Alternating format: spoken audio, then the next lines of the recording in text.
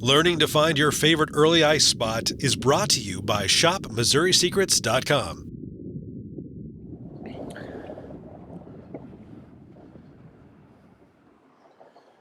We're finally out on first ice, and I'm at one of my favorite first ice locations for perch and walleye. I'm going to tell you why I like this spot. Not only that, I'm going to help you learn how you can pick out one of these spots for yourself.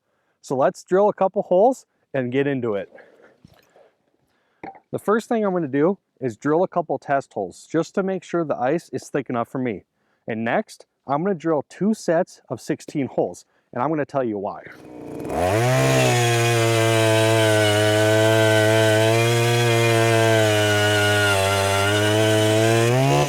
The spot we're at tonight is a saddle that's located between the mainland and an island. The way I drill the holes is between 1 foot of water on one side, all the way to 1 foot of water on the other side. The water is about 9 feet deep right in the middle here, so there's plenty of water to cover and plenty of places to fish.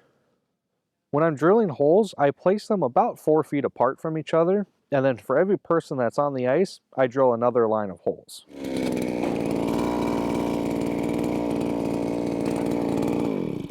Okay, we're at the other side now. Now what I'm going to do is just move over 10 feet, drill another set. Well, now that I got the 32 holes drilled, I'm going to show you the tactics that I use to catch fish and, more importantly, be ready when they come. So now that all of my holes are drilled, I'm going to start things off with 4 tip-ups. And the way I place my tip-ups is to zigzag them through the spread of holes. One thing I really like about this spot is it's not super deep. You know, a lot of guys this time of year, they're fishing super deep, you know, thinking that the fish are way out deep in the middle of the lake.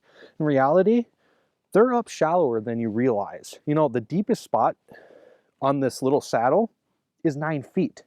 And as the fish come in throughout the day, and especially like now the evening, they're going to move up through the middle here and then start pushing bait shallow, where we're going to have our tip-ups and slip bobbers ready. So when we see a bobber go down, we know that they're going to be moving to 2 feet of water. So the one thing you're probably noticing is I've got different color tip-ups. Now I have 2 pink tip-ups and 2 orange tip-ups, and everything on them as far as the rig and bait are the same. But what I do is when I place these is the orange tip-ups are going to be about 1 foot off the bottom, and my pink tip-ups I'll put about 6 inches off the bottom. And with the color-coded tip-ups, it allows me to be much more quick and efficient when I need to change my presentations. They're also easier to keep track of, so you know you didn't forget one on the ice. And a little tip with tip-ups is you'll notice that on all tip-ups, they've got the little spool has a big notch and a little notch. Now the thing to remember is with these early ice locations is sometimes the fish can be really picky and barely grab your bait. So I put the flag pole on the little notch. So what that'll do is it will let the fish grab the bait easier and have less resistance to pull against. And I can detect even the slightest little bites.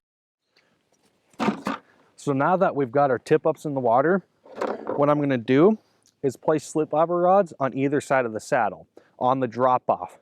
So tonight when the fish start moving shallow, these bobber rods will allow me to get my bait back in the water quickly so I don't waste any time between fish catches. So now that we have our tip-ups and slip bobbers in the water, it's time to do some hole hopping. And what I'm going to do is just move between hole and hole throughout our spread. And I'm going to start things off with some smaller perch jigs and baits because they like to move around more and you have a better chance of catching them during this nice daylight. And then the closer to dark we get, I'm going to start switching over to my bigger walleye jigs like rattling spoons and especially glow in the dark. So let's take a look at the importance of timing when you're on early ice.